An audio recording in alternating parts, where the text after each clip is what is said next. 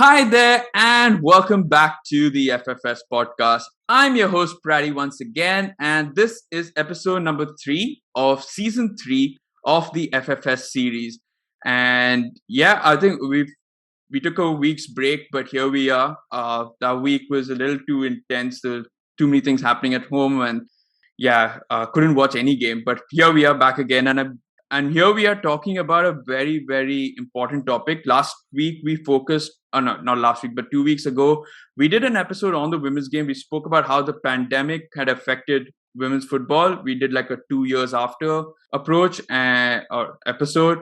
And this time we're going to be talking about the recent allegation, or not allegations, basically, they've been proven that recent incident of sexual harassment incidents that happened in the NWSL, which is in North America. We talk about, what are the repercussions of that? Why was it hidden for so long? Is it a systemic thing? We'll talk about all of that. But enough of that. Let's get over to our guests and let's get some introductions here, because both of our guests haven't been on the podcast before. They are FFS newbies, and we'll start with Shefali. In my head, I was just doing my alphabets because I normally go in alphabetical order. So okay, wait, what is it? Okay, so but before that, I just want to say, so if you are listening to this on the audio podcast, then the video version is available for patrons or members, so you can go check that out. So anyway, let's get on to introductions. So Shefali, welcome to the podcast, and why don't you tell us a bit about yourself?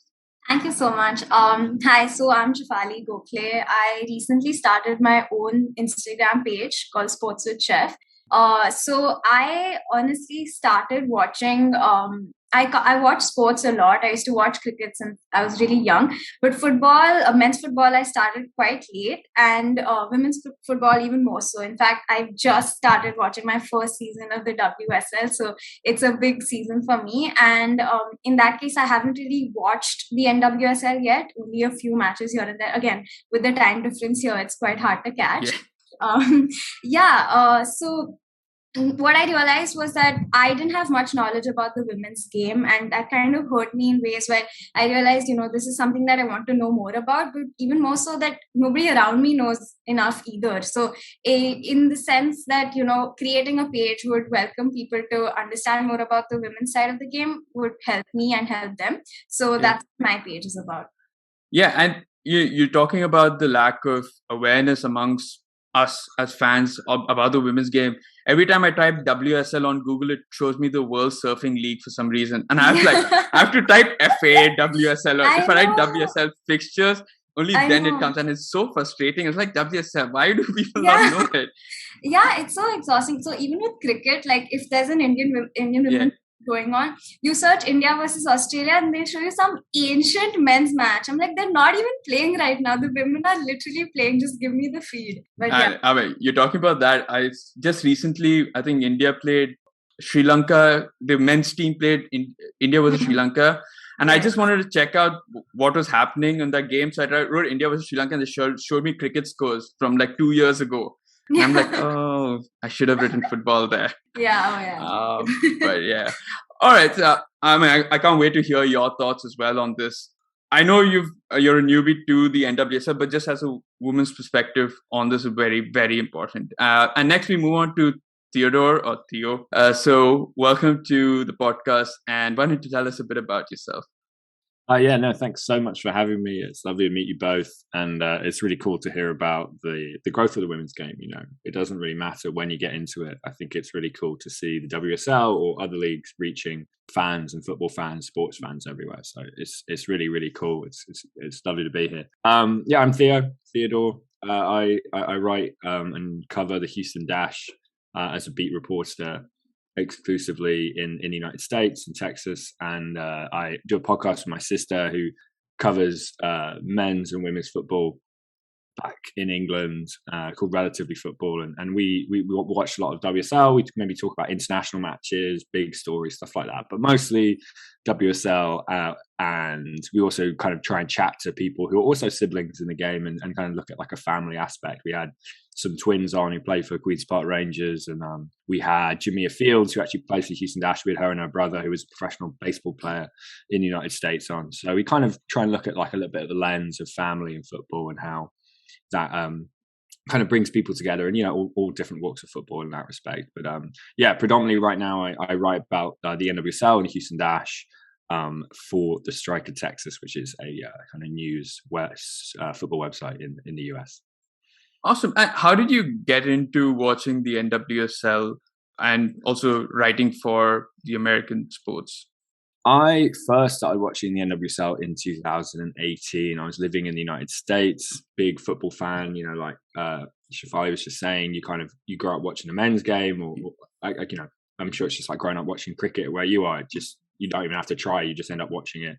And then a bit later, me and my sister was a good football player. She was much better than me, and kind of growing up with her, it was always something that then we got into a little bit later, maybe when we were teenagers. Players like Rachel Yankee made a huge difference in England, kind of getting us to watch women's football. And so I kind of probably been paying attention to the England women's football team since about 2015.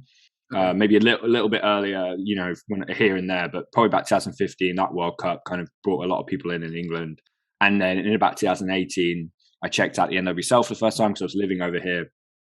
And Rachel Daly, who was obviously English as well, was kind of having a fantastic season for Houston, and I was living in Texas. So it got on my radar. And then 2019 World Cup kind of again drew a lot of my attention to women's football, and in particular the NWSL, and a lot of the stars being over there. And then it's kind of just gone from there. And I first started writing and covering the league in 2020. So it's been about 18 months now. Oh, okay. I mean, that's great. And to those of you listening to this or watching it, I will put the links to both the podcast and Shefali's Instagram page in the description. So whether you're seeing it on the podcast platform or you're watching it on YouTube, you can check them out there. So so let's start by talking about this huge. I don't know what I'd call. I don't want to call it incident, because it's not an incident. It's a huge story that broke out recently in the NWSL about sexual harassment and abuse being made to the players by coaches and staff, and I'm not sure who all. But Theo, let's start with you. I want to get your thoughts because you've been covering the NWSL for 18 months. What were your reactions when you first heard about this? And were there any murmurs or rumors about this, or was this completely out of the dark for you? I mean, I think, the first thing I would say to the listener is, if you can, go and read the piece, get an Athletic subscription, back Meg. It's incredible journalism. It's incredible bravery and strength from Sinead Farrelly and Melania Manashim to put their story out there. And I think that is always like the first reaction, is just like living with the story, the pain, the strength, the troubling things. I think, when you talk about murmurs or like, did we know anything about this? I think there is a sense of being unsurprised. We know people, but in particular, sometimes men can abuse power in all walks of life. And obviously sport and the intimacy and the spaces of sport is going to create an environment where that can happen. So it's not so much that I was surprised, but it's not like we had heard anything about, or publicly we'd heard anything about Paul Riley before. So, it's kind of a yes and a no. You're always kind of worried about people abusing their power, but it's not like we had heard anything like this before. I think maybe there are other coaches, other people, I think we're seeing a landslide in what could be a lot more women players coming out after this, because they see the strength and the support people are getting. Because, this is maybe moving the conversation on too quick, but sometimes people won't believe you, or sometimes, you don't want to upset the league, or you don't want to lose your job. You don't want to walk away as a player. So you just sit in silence. And I think what you're seeing now is maybe a change. So we might see more coaches who maybe have rumors or this or that getting called out now. But going back to the initial reaction, I think it was shocking. It was disgraceful. And I think what was probably most scary about it was all, we again, you can talk about sexual harassment, right? Could be verbal, could be physical.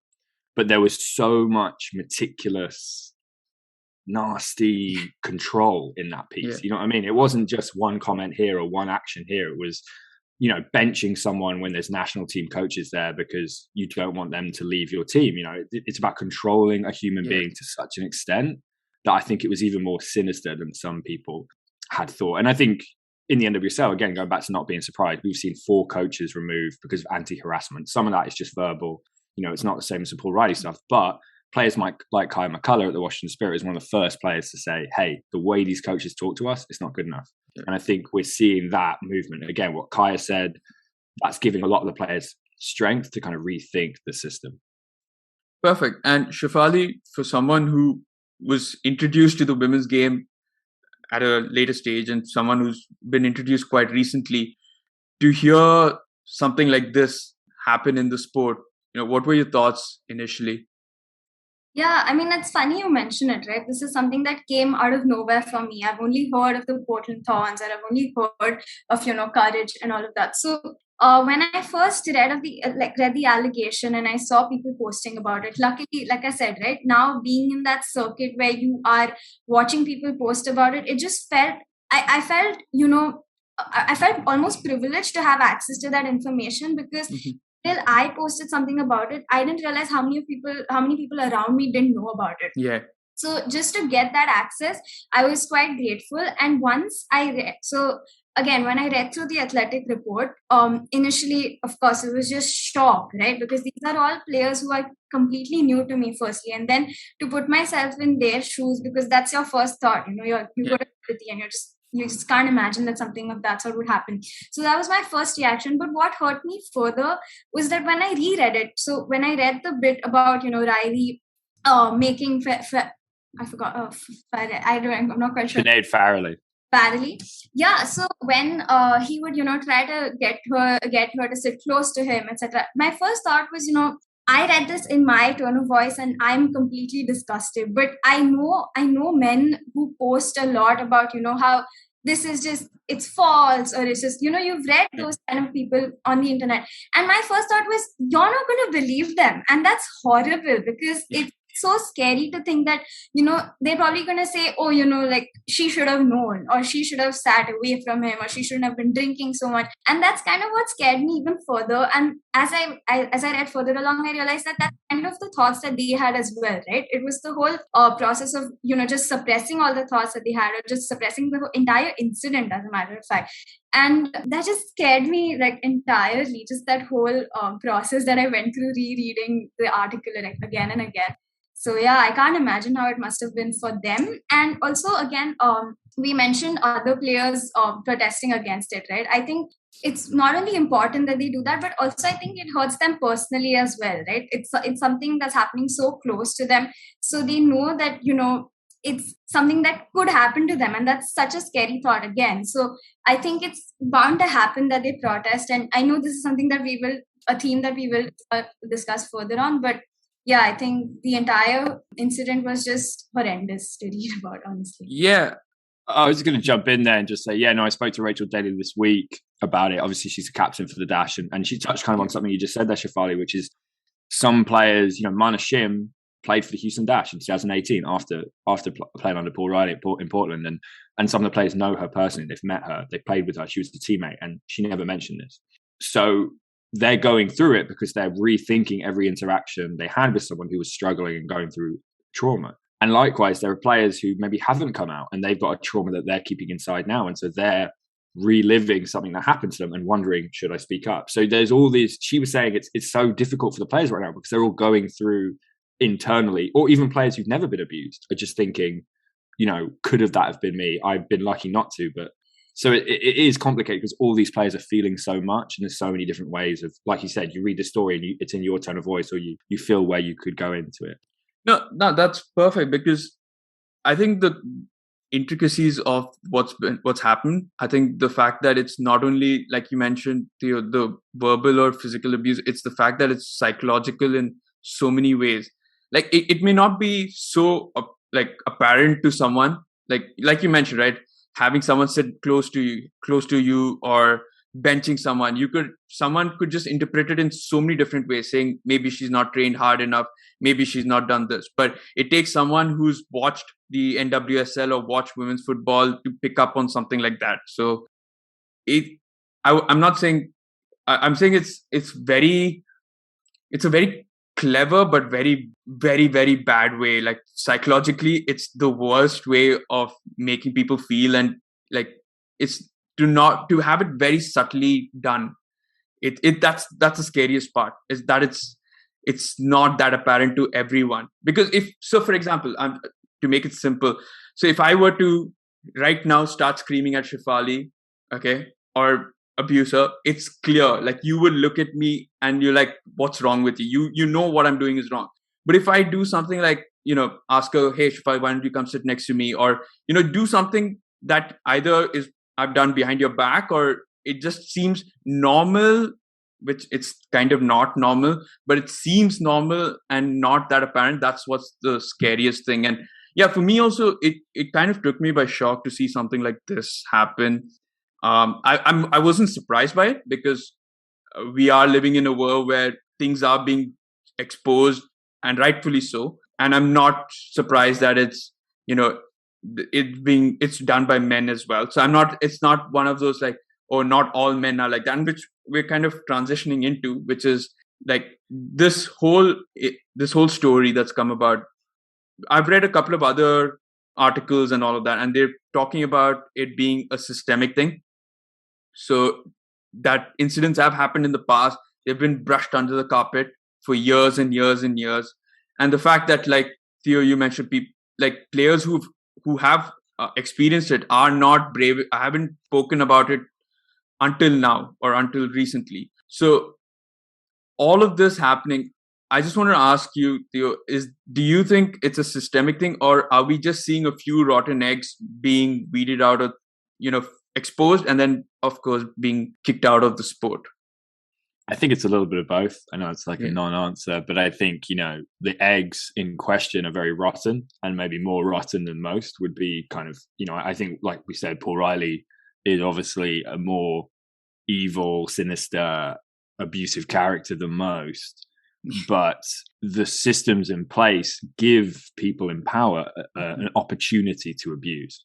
And so I think, especially if you want to blow it up, the NWSL investigated Riley in 2015, didn't do anything about it, and you got another job. So that shows you that the system is failing all types of abusers, whether they're Paul Riley or whether they're, much less abusive than that. So the system is not fit right now to keep the players safe and to pull out abusers or pull out rotten eggs, if you like.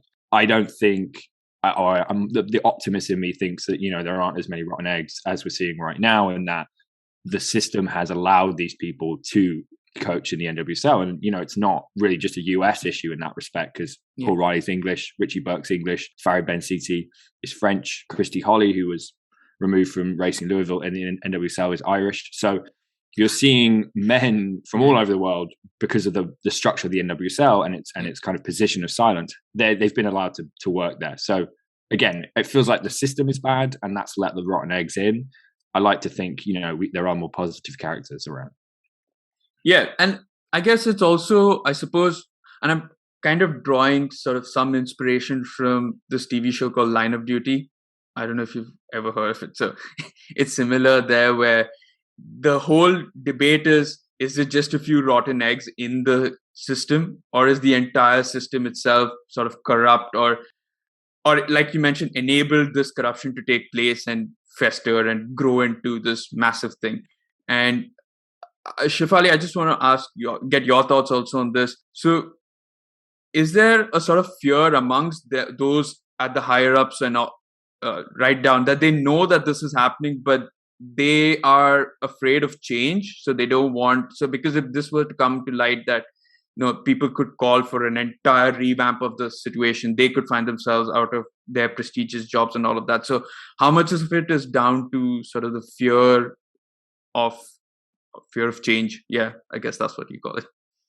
Look, I mean, so, here we're talking about them being, scared of change. But that still makes them enablers. And that's kind of an issue here, because when, you mentioned the rotten eggs, right? So like you mentioned, the system is enabling them, but the problem is that quite a few rotten eggs are up top, right? So it's they are building a huge foundation of the system, and then if along with that foundation they're going to be enabled by even higher ups, it's still going to collapse regardless of how scared they are of change or whatever. I mean, it did take like 6 years, I understand, and that's a risky business to be in. I mean, to think that it's going to take 6 years to be heard even. But I think the whole point of rotten eggs here is that it's I like I said, I mean, I think it's because to think that they feel that they don't need to worry about being shifted up or down or whatever, or just being, I mean, even for the fact that them not giving reason for why a person was taken off of the team or given administrative leave, etc., that is enabling them, because you're not giving out the reason as to why this person is not coaching our team. You're just letting him go. So if the system is going to work in this way, they're constantly enabling them. It doesn't matter how scared they are of change. It could also be just one owner enabling the person while removing them, saying that, yeah, I mean, we don't want you, but you're good to go with some other team. That's still, constant encouraging them to just do whatever they want. And that's not nice. Yeah. And again, I know this is, I'm probably drawing inspiration from too many movies or TV shows. I should probably just stop watching TV. But I haven't seen something like this before at least in sport, like that huge scale news story. But it kind of reminds me, if you watch Spotlight, about the Catholic priest stuff. Now, I know you can't shift managers from one club to another if they've done wrong, but like Shefali mentioned, you can in the NWSL. That's exactly what happened. Yeah, you can. But the fact that you are sort of accepting resignations from people, but the fact, or firing them under other pretenses, or like other pretexts, like saying that they've probably not got the results that they've got. You're giving them a different explanation as to why you've either fired them or why they've resigned. That's sort of like, I know in the NWSL you couldn't shift managers, but that's another way of looking at it, like an alternative to kind of say that, okay, we know that it's happening, but we're not acknowledging it. But here we are taking him out of position. So it's kind of acknowledging it, but also you're covering it up by giving another sort of alternate explanation as to why you're doing that. And yeah, it's scary. Not gonna lie, but Theo, when we've obviously seen a couple of these incidents happen, but was there no, like, why did it take so long? I mean, yeah, that's a good question. I think what you're seeing, when we talk about the people at the top, so Lisa Baird, I suppose, as the commissioner of the NWSL, she wasn't there in 2016 or 2015 when the initial, but she was obviously there now. And she knew about the investigation. Merritt Paulson, the owner of the Portland Thorns, I guess, would be the person I would put this on. They are people who feel that the growth of the game is more important than bringing these stories to light. So like Shefali very eloquently said, when you put a different reason on the firing, let's just say results, you don't say it was because of abuse. Merritt Paulson, Lisa Baird, these characters with the power, they believe that is better for growing the game, because if the NWSL has a scandal like this and people really know how the coaches are behaving, people won't want to watch it. Parents, children, they'll go somewhere else. That's the idea. I think that's why it took so long. Obviously, that's not the right way to behave, not just for the human rights and safety of these players, but because truth is the truth, right? It's taken 6 years, it's come out anyway. And that looks far worse on the silencing of people like Merritt Paulson, owner of the Portland Thorns, and Lisa Baird, than it does if you came out the first time. And I think this is the big issue, like you're saying, like, why does this happen? Money. That's basically why people think, Paul Riley was winning trophies and was a good coach. And so therefore no one wanted to rock the boat. And that's basically the trade-off, or has been the trade-off. Again, people wrongly thinking that's the right thing to do, is don't upset a good coach. Don't give the league any bad news stories. But in reality, you can't do that. Yeah. I mean, I guess for them, it felt like if we do acknowledge this, it would be taking 3 steps backwards to just probably move 1 step forward. But the 1 step forward would be the right direction, I suppose. Like if you take 3 steps back, revamp the whole thing, the first step forward would be the best step forward, I suppose.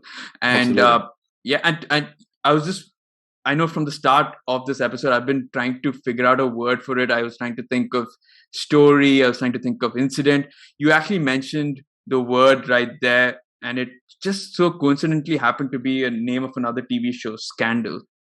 Right. Yeah. Yeah. Wow. Okay. Maybe I should then watch some more TV. Anyway. All right. Let's move on to this next sort of subtopic, Shefali, and I want to get your thoughts. Oh, actually, before that, another question for Theo. In line with the systemic thing, the US Federation, there were stories about, obviously, the US Federation has always had its problems with the women's team of late, given the US women's team's not pledge, but proposal for equal pay and, reducing the gender gap and all of that in soccer. And fairly so because they've been more successful than the men's team in terms of delivering trophies and all of that. I just want to know, in this situation, what has their role been? I mean, they haven't necessarily had like a direct role in regards to this scandal. They haven't, covered anything up or silenced anyone, but there are a lot of interesting crossovers. And I think it comes down again to power and money. And when we talk about protecting NWSL players, one thing is from coaching abuse, but we also talk about livelihood, right? These are the best athletes in the world and they're not being paid as such. And so therefore they have less power. They have less control over their lives. You all follow the WSL in England and European football. Those players have a lot more control over who they want to go and play for. When your contract's up, you can go and drive around and say, I want to go play in Reading. I want to go play in West Ham. In the NWSL, the clubs control your rights and they can trade you and you don't get a say. And so there's all these rules that were laid in place by US soccer that basically has sort of made the league and its players slightly powerless. So I think the role US soccer has played in creating the NWSL, it helped create the league. It kind of reduced the power and the control that a lot of the players had. And a lot of that goes down to payment. A lot of that goes down to the clubs they can play for, the control of which they can be traded and moved around. Right now, the NWSL players are trying to get their first collective bargaining agreement, which is basically just a contract with the league saying, this is how we get paid, this is how we get traded, this is how much time off we get, this is, what coaches can and can't do in the locker room. And the fact that US soccer set up a league without a collective bargaining agreement basically means, again, it's sloppy. It's not, they didn't think about these things when they put this together. What the US soccer wanted to do was create a league in the United States that contractually tried to keep their US women's national team's players in the United States so they could grow the league and show off how good their national team was.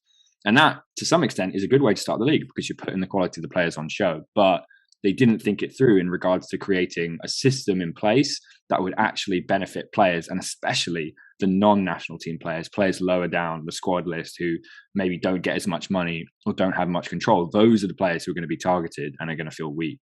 So I think that's US soccer's role. Is it's about the kind of the ecosystem. Ecosystem, exactly.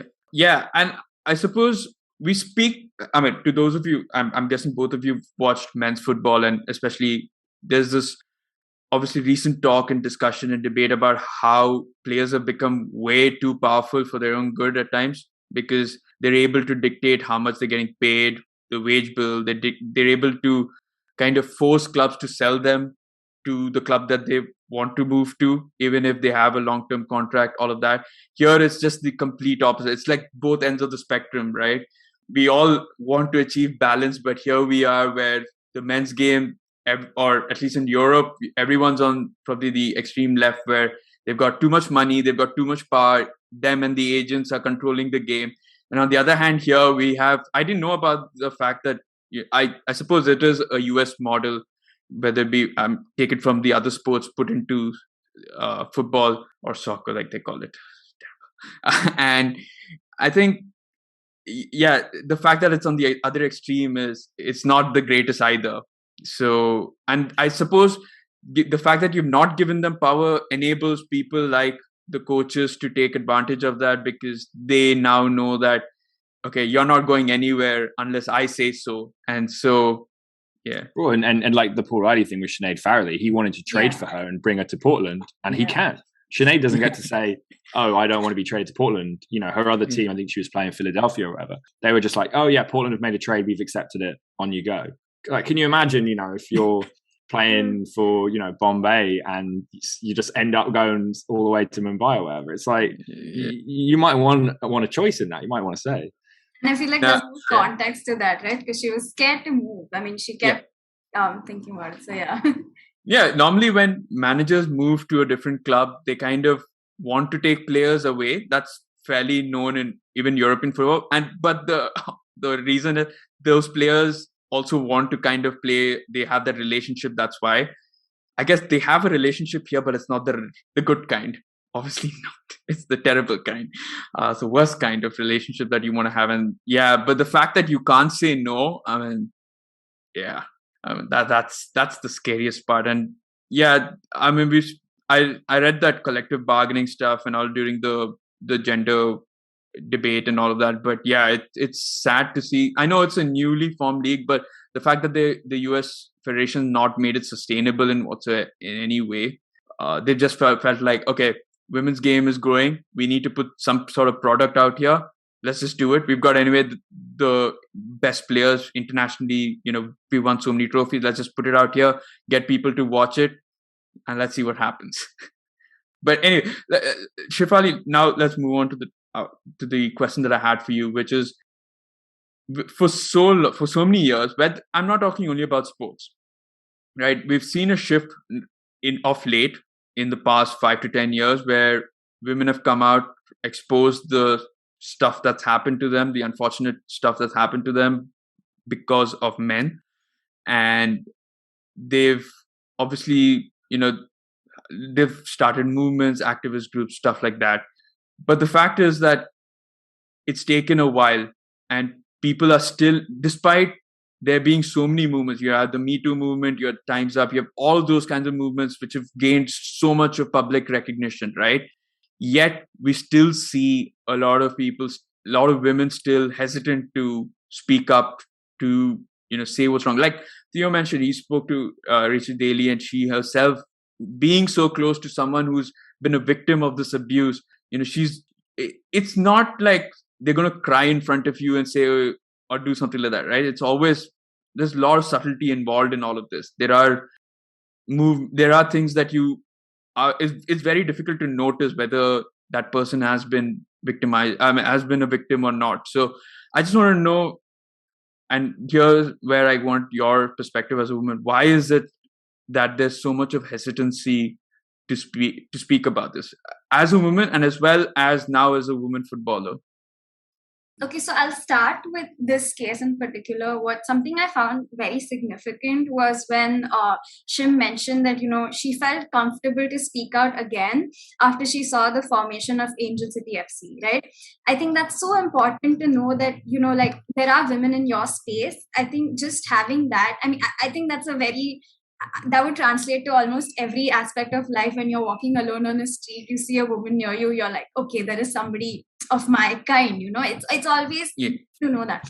And so to see that come into play here, I think it's very relevant to have visibility of your own, and that develops a safe space. But now, coming back to the issue of why you can't speak up, I think we've seen that though, right? I mean, we've seen right after the Me Too movement, you've seen backlash as to how one athlete was wrongly accused, and then it's just all over the internet that, you know, this is what happens with the Me Too movement, and that's why it's so wrong and it's so generalized, and it's so easy to quickly just, you know, repent a false allegation, as opposed to something that has been happening for years to women all across portfolios. And I think that's kind of why they haven't been able to speak up. Again, in this case, they did try and see.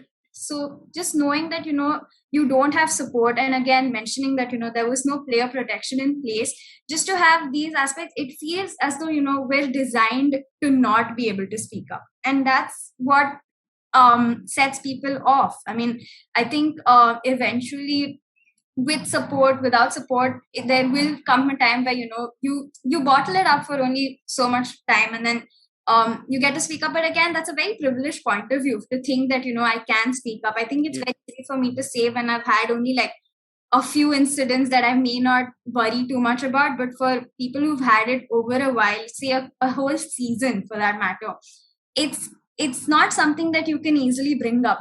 You have so many questions referencing to a TV show now.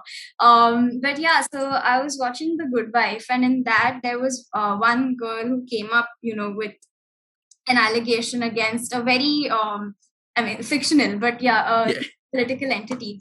And throughout the episode, it was shown that the lawyers were questioning her because they want to poke holes in her entire testimony to be sure that we can take up this case and that she won't be shredded in the court.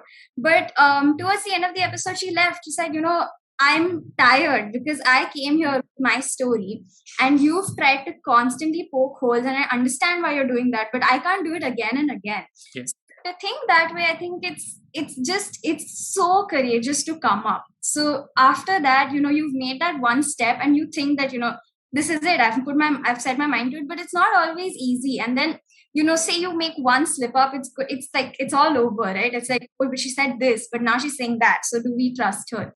All of these things, I think, make it really hard for women to come speak up. And I'm not saying that, it's going to be like difficult always. I really hope not.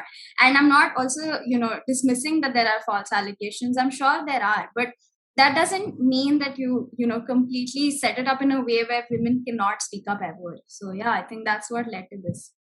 Yeah, no, I mean, well said, Shefali. I was just going to add to that, Alex Morgan, World Cup winner, one of the biggest faces in American soccer. She wins the World Cup in 2015, right around the time that she gets involved to try and protect and support Mana Shim.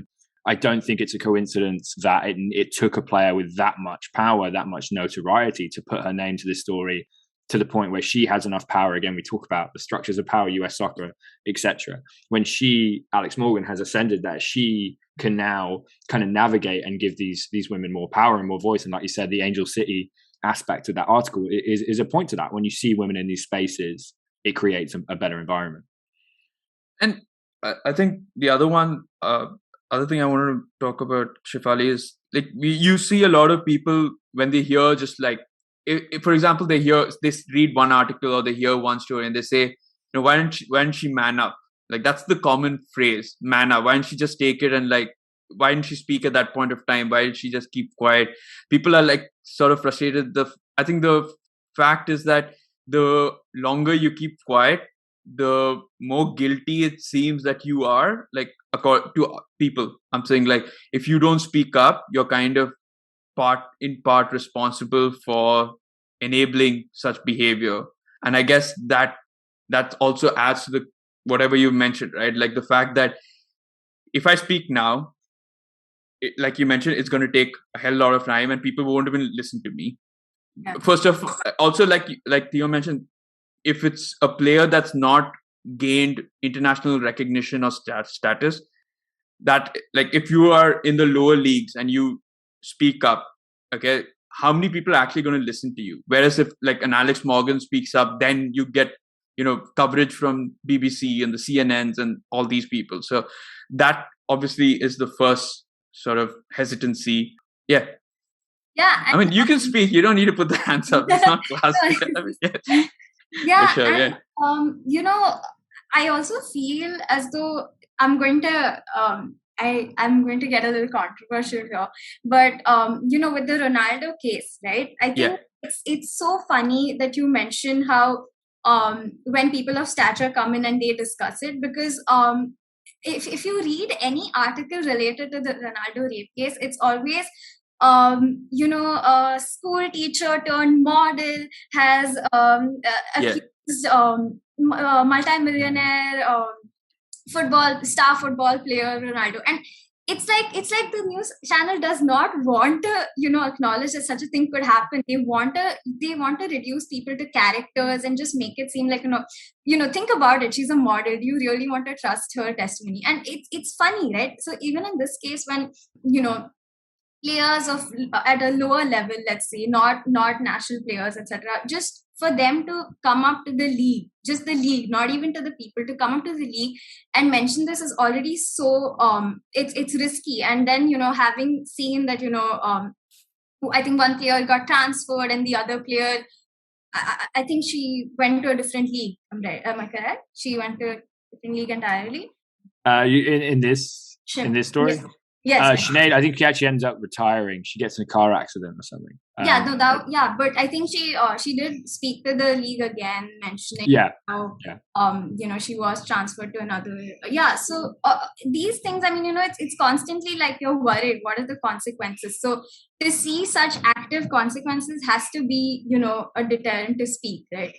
Right. And Theo, I just want to talk because Shefali mentioned a key point here. And since you are in the journalism sphere, I mean, the media plays a huge role in the way they put out stories, the way they, write. We've seen it in the Black Lives movement where, Sterling, when he buys a house for his mom, it's like, oh my God, he spent so much. But if it's Phil Foden, it's like he's the darling of the country. So the way the media portrays these players, or as we call them, characters in the story, it's a huge thing, right?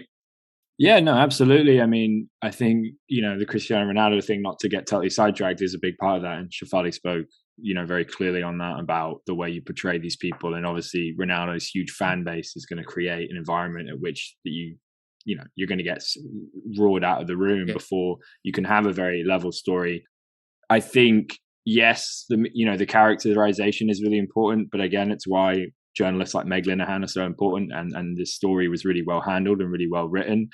I think what I would say to that is that and tying it in with Black Lives Matter, is that the stories, Mana Shim is a Hawaiian American, so not necessarily a white woman, but Sinead Farrelly, Alex Morgan, the people who are being more heard are more white women, and there are going to be stories from people who maybe are less wanting to be written about in the media or given the microphone, let's say, less, and because they're not white women, they don't fit the profile of what the US wants or is promoted as a women's soccer player who could be abused. So I think we've got to think about that as well, is that it's not so much how is the media portraying Mana Shim or Alex Morgan or Sinead Farrelly. It's Kai McCullough, who was talking about abuse allegations, a young black player. She was talking about abuse allegations last year. Richie Burke, like we were talking about earlier, gets relieved because of health concerns. It then comes out that he was abusing. Kai McCullough goes and talks to the Washington Post. It took her a long time, longer to some extent than Sinead and Mana, who got to talk to The Athletic, for people to believe her story and put her on that pedestal. And how many other maybe black players, non-white players, are in that situation. So I'd say the media's responsibility is to look at the people who maybe wouldn't be believed or not get as much time, and make sure you're putting them in the conversation and putting them in a part of the story. I don't think we have seen, in my opinion, necessarily the media portraying, or at least not in the media that I've seen, portraying these women in ways that are suggesting falsehoods or suggesting that they were somehow culpable. Although, like Shefali said, I think you do see that in other stories. But I think in this case, we haven't really seen that from the media. But I do think it's important to look at the places the media isn't looking, or people forget. And I think that race does play a part in that, or gender as well. There's going to be players or body shapes. There's going to be players that look less traditionally feminine or don't identify as female who might be being abused, but people don't. It doesn't fit their narrative. So I think the media has a lot of responsibility for sure. And Shefali, the last point on this that I want to discuss before we move on to the final subtopic is we've seen people like Megan Rapinoe and Alex Morgan all speak up, and so people like them who've so they've obviously, before this, they came out and were very vocal about the equal pay agenda and the gender wage, the gender gap, and all of that, right? They've been very vocal about all of that. When they did that, a huge section of men, or actually just let's say all men, were like, what is she talking about? She doesn't know. They were dismissing her. They were dismissive of her. They said that, it's all your agenda. You don't know what you're talking about. Go wash the dishes, all of that crap, right? For them to come out again and talk about this, again, it's a huge hurdle, right? Because they have to again face the same naysayers or these same people who have already dismissed them as useless. So how much of a hurdle is that as well? the fact that even huge stars like Alex Morgan and Megan Rapinoe, who are internationally well known, but because they sort of have a bad rap or bad rep, bad rap, no, bad rep. They might probably have a bad rap out there. I have no clue. Never listened to their songs, but have a bad rep amongst men and because a huge society. So how much of a hurdle is that as well? One thing I do want to mention is that I'm also glad that you mentioned how they're dismissed by people saying you don't know what you're talking about. The first comment that I always see on these posts is, "Who is this even?" And I'm just like, get over yourself. You do know now at this point. I mean, everybody knows. But coming back to the topic, right? I think, of course, it is a hurdle. It has to be. It's at such a big scale, and for them to, especially Alex Morgan, right? She almost pioneered this whole situation to come about, and for her to get the player protection in place with other players involved. So, what I do respect though is that they continued this, right? I think it's not this isolated incident that they wanted to, protest for, say, with the gender gap, etc. I really do appreciate, and it's not something that it's come to a point where you talk about. So suppose you talk, so in India, what happened was when people spoke out about the Black Lives Matter movement, a lot of people started questioning, like, you spoke up about that, and then why aren't you talking about the Dalit lives, etc. So it's like, why not speak? Like, if you've got to cover one thing, you've got to cover everything. Otherwise, everything you in kind that of domain. I mean, so I think that's kind of what happened to Indian celebrities here. The pressure of being politically active at all times, and I think that while obviously it is important for them to use their influence, I think it can get quite tiresome, to be honest. And it's not very fair to expect that of all people at all times. So I think here in this case, to expect that from them was not something that I wanted to do, but for them to do that, I was really pleased, definitely. And it has an impact, right? I mean, even in this case, for that matter, Paul Riley staying away from the national team players because he knew what kind of influence they had, kind of goes to show where they can bring in their influence, and then to see that reflect in them coming up and talking about it so actively, it brings a lot of light to the entire story, which I'm sure the players are really appreciating. So I think it's very, very essential. Perfect. Okay, let's move on to the last subtopic, Theo, and that's, we've seen now the repercussions in terms of resignations from the coaches, the officials, higher ups, and we've seen the recent protests where I think they stopped a game midway through, I think, and we've seen the banners from fans as well. So it's glad that fans as well are a part of this, because we've seen fans, how if they are pretty vocal, how influential they can be. If you're talking about the European Super League, I'm not saying that they're the biggest reason, but they do play a significant role in whatever goes on in football. And all of that happened. I just want to know, what are the repercussions now, and what are the next steps forward? Are we going to see a total revamp? I think Alex Morgan has called for a total revamp of the NWSL, and even a rethink from the US Soccer Federation. Yeah, I mean, it's a good question, and I don't think we have all the answers right now. Obviously, this is kind of two separate things right now. US Soccer are fighting their own lawsuit against the national team. They're filing for millions of dollars in damages. They have to sign the national team have to sign a new CBA in 2022. So that's like its own thing that is chugging along, but it obviously affects the NWSL as well. They're trying to fight their own CBA. I mean, last night, the NWSL Players Association released new demands and a new timeline of Wednesday, which is when they want to see action from the league. The league is now being run by three white women who kind of have come in to take over the role of Lisa Baird that she was doing. So these demands involve publishing what happened in 2015, like bringing that old investigation to light. It demands that any coach goes a voluntary check to see if they have anything in their record. It could be from youth level, it could be from in the NWSL. And just an accusation, and just say, oh, what happened here? Why are you in the league? Why was this deemed okay by whoever? So they kind of asked for a complete rethink of the archive of every coach, owner, administrator, anyone who's involved with these players, essentially. So I think that's the first thing you're going to see, is a kind of top to bottom shakedown of every act of behavior. And then I think going forward in the new CBA, you're going to see a kind of unpacking of what is a coach's responsibility, what is maybe going to be in team rules in regards to, late nights drinking in a bar, what is appropriate, what is not appropriate. James Clarkson, head coach of Houston Dash, spoke to me this week about, what is a professional environment, and how, that needs to be at the forefront of an NWSL culture.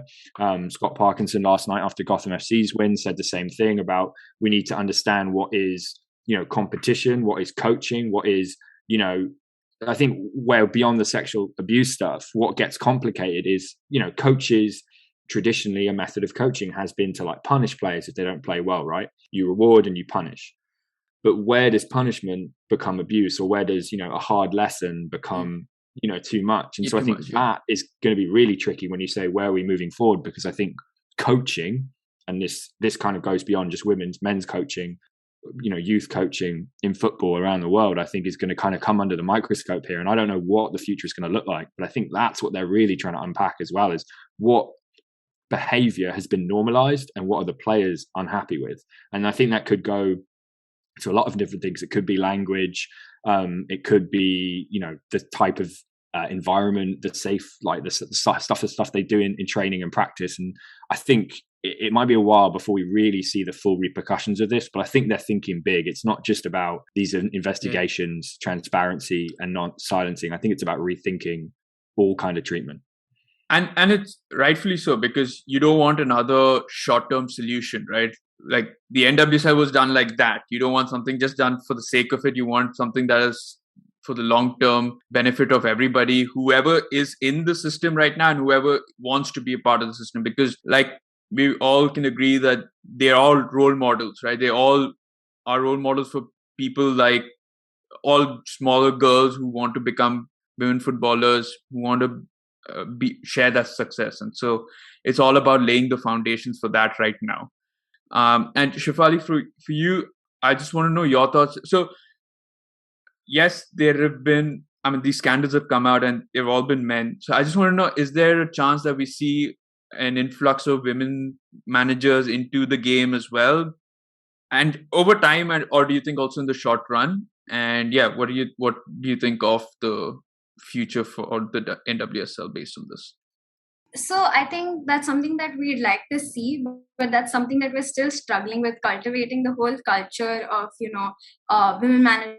I think we spoke about this recently once with the WSL as well, right? You don't see enough women coaching staff, and also not just that. I think Emma Hayes being constantly asked if her next step is the Chelsea men's team. I think that's always this kind of this is a step up for you kind of a thing. So in general, I think the way that women's coaching, say be it men or women being in that position, I think in general, it's not something that's looked upon as a very, prestigious position. I think that's firstly what we'd like to change, right? To welcome people into the community as something that, you're in an important position and you impact a lot of people.